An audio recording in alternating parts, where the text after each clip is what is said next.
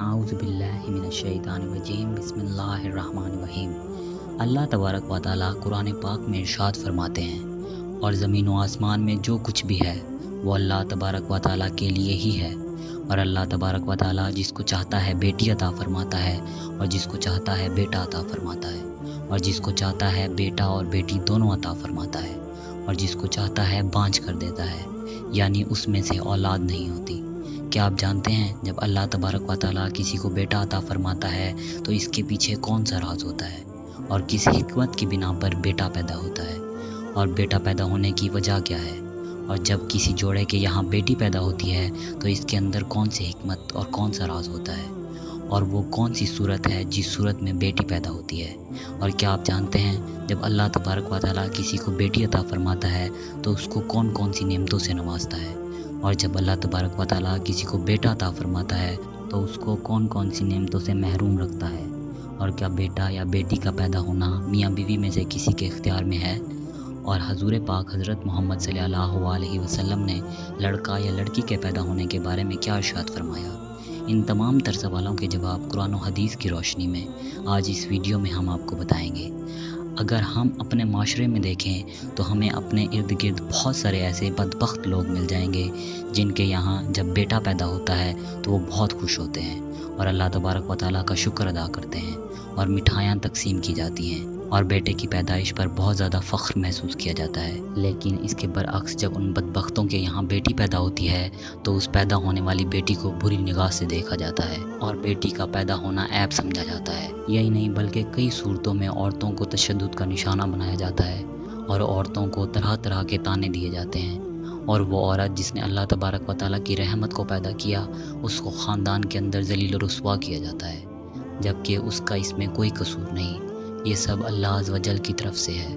کیونکہ اللہ تبارک و تعالیٰ جس کو چاہتا ہے بیٹا عطا کرتا ہے اور جس کو چاہتا ہے بیٹی عطا فرماتا ہے۔ در حقیقت یہ بدبخت لوگ اس تاریخی اور ظلمت میں جی رہے ہیں جو آج سے 1400 سال پہلے تھی۔ آج سے 1400 سال پہلے گمراہی اور جہالت کا دور تھا، جب لوگ بیٹی کے پیدا ہونے کو عیب سمجھا کرتے تھے اور بیٹی کا پیدا ہونا بری بات جانی جاتی تھی، اور معاذ اللہ اس جہالت کے دور میں بیٹیوں کو زندہ دفن کر دیا جاتا تھا۔ اس دور میں جب کسی خاندان کے اندر بیٹا پیدا ہوتا تو اس کو رکھ لیا جاتا، اور جب کسی خاندان کے اندر بیٹی پیدا ہوتی تو اس معصوم سے پھول کو زندہ دفن کر دیا جاتا اور اسے زندہ دفن کر کے قتل کر دیا جاتا۔ زمانہ جاہلیت کا یہ دور کئی سال تک چلتا رہا، اور پھر آخرکار وہ زمانہ بھی آیا جب اللہ تبارک و تعالیٰ کے پیارے حبیب حضرت محمد صلی اللہ علیہ وسلم اس دنیا کے اندر جلوہ گر ہوئے، جنہوں نے عورتوں کو عزت بخشی اور بیٹیوں کو وہ مقام عطا فرمایا جو دنیا کے کسی مذہب میں نہیں ملتا۔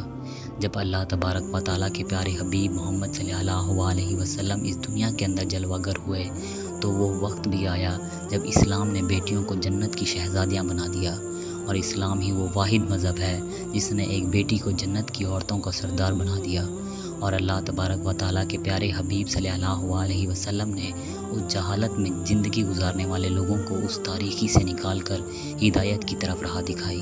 اور اللہ عز و جل کے پیارے حبیب صلی اللہ علیہ وسلم نے اس جہالت میں زندگی گزارنے والے لوگوں کو بیٹی کی عزت کرنا سکھایا۔ لیکن انتہائی افسوس کے ساتھ یہ کہنا پڑ رہا ہے کہ اس دور کے بدبخت لوگ آج بھی ہمارے معاشرے میں موجود ہیں اور اسی جہالت کے اندر جی رہے ہیں۔ آپ صلی اللہ علیہ وسلم بات کرتے ہیں کہ جب اللہ تبارک و تعالیٰ کسی کو بیٹی عطا فرماتا ہے تو اس کو کون کون سی نعمتوں سے نوازتا ہے، اور جب کسی کو بیٹا عطا فرماتا ہے تو کون کون سی نعمتوں سے محروم کر دیتا ہے۔ چونکہ اللہ کے پیارے نبی حضرت محمد صلی اللہ علیہ وسلم نے ارشاد فرمایا کہ اللہ عز و جل ارشاد فرماتے ہیں کہ جب میں کسی کو بیٹی عطا فرماتا ہوں تو میں اس کے ہاتھ بن جاتا ہوں، یعنی اللہ تبارک و تعالیٰ کی رحمت اس کے ساتھ ہوتی ہے، اور اللہ عز و جل اس بیٹی کے صدقے اس شخص کی زندگی میں آنے والی ہر مشکل کو آسان کر دیتا ہے اور اس پر رزق کے دروازے کھول دیتا ہے، اور اس کی زندگی میں آنے والی ہر مشکل کو دور کر دیتا ہے، اور اس کے گھر کو رحمت کا گھر بنا دیتا ہے، اور اس کے گھر میں اللہ تبارک و تعالیٰ کی رحمتوں کی بارش ہوتی ہے۔ اور حضور پاک حضرت محمد صلی اللہ علیہ وسلم نے ارشاد فرمایا کہ جب کسی کے گھر بیٹا پیدا ہوتا ہے تو اللہ تبارک و تعالیٰ ارشاد فرماتا ہے، اے بندے میں نے تجھے تیرے ہاتھ دے دیے۔ جیسے کہ ایک مرتبہ حضور پاک حضرت محمد صلی اللہ علیہ وسلم کہیں تشریف لے جا رہے تھے تو آپ کا گزر ایک بستی کے قریب سے ہوا،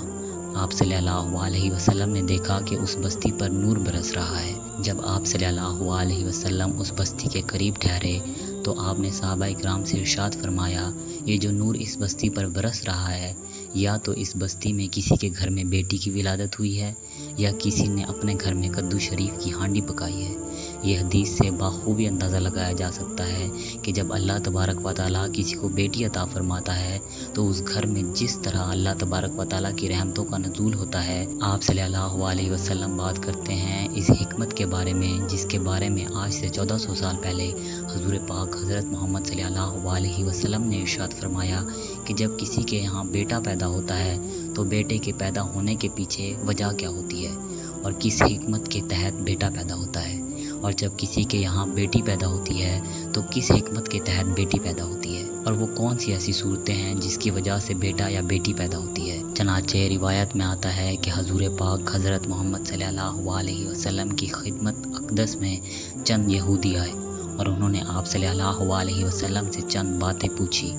ان یہودیوں نے حضرت محمد صلی اللہ علیہ وسلم کی بارگاہ میں عرض کیا کہ اگر آپ اللہ تبارک و تعالیٰ کے سچے رسول ہیں تو آپ ہمارے ان سوالوں کا جواب ضرور دے پائیں گے، کیونکہ اللہ عز و جل کے نبیوں کے علاوہ ان کے متعلق کسی کو بھی علم نہیں۔ ان یہودیوں نے آپ صلی اللہ علیہ وسلم سے 3 سوال کیے۔ ان یہودیوں نے پہلا سوال یہ کیا، وہ کون سا کھانا ہے جس کو بنی اسرائیل نے خود اپنے اوپر حرام کر لیا۔ دوسرا سوال انہوں نے آپ صلی اللہ علیہ وسلم سے یہ کیا کہ نسل انسانی میں یہ جو لڑکا اور لڑکی کے بیچ کا فرق ہے یہ کس وجہ سے ہے۔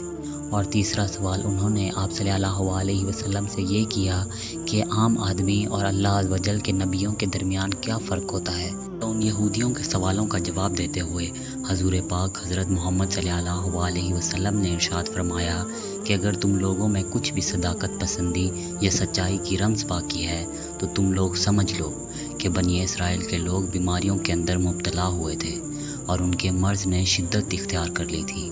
تو انہوں نے اللہ تبارک و تعالیٰ کی بارگاہ میں یہ نظر مانی کہ اگر اللہ تبارک و تعالیٰ ہمیں اس مرض سے نجات عطا فرما دیں گے تو ہم اپنے اوپر اپنی پسندیدہ اور مغروب اشیاء کو حرام کر دیں گے۔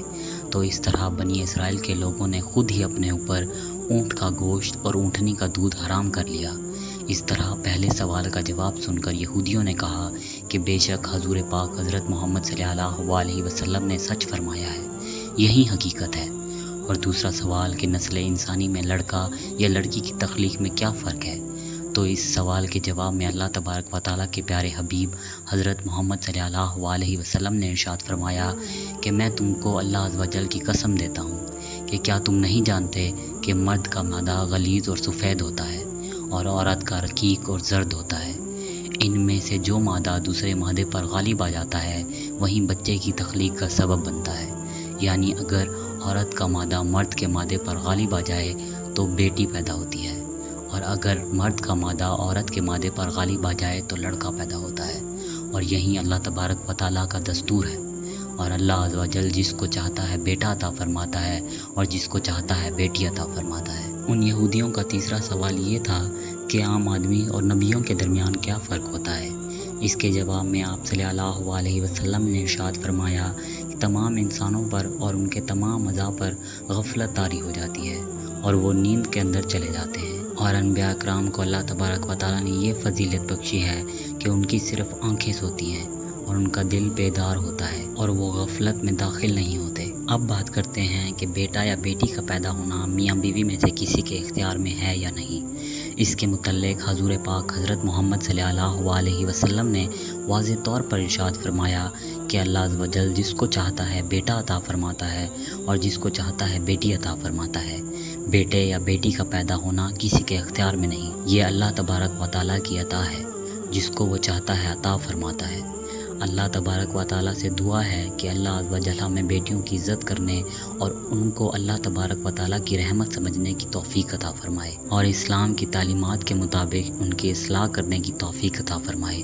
اور میری آپ سب سے بس اتنی سی گزارش ہے کہ ہمارے فلسطینی بہن بھائیوں کے لیے دل سے دعا کریں، اور میں بھی اللہ تبارک و تعالیٰ سے یہی دعا کروں گا کہ وہ آپ کو اور آپ کی فیملی کو اپنے حفظ و ایمان میں رکھے۔ آمین۔